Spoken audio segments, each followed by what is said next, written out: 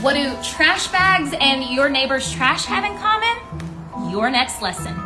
One of the spookiest skills to teach kids is how to make proper inferences, and rather than jump to conclusions, draw conclusions. So the first thing you are going to do is you are going to create a profile for someone. Now, you're going to do this by collecting trash pieces that represent them. This could be from your quote unquote neighbor that you're trying to learn about, from someone in the school they may know, from a story character.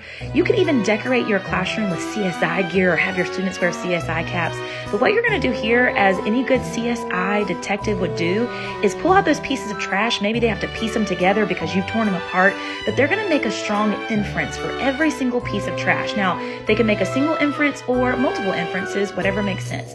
But the ultimate goal here is going to be to put these clues together and draw a logical conclusion based on factual evidence. No doubt your students will have making inferences in the bag. Comment below if you'll be using this lesson in your classroom.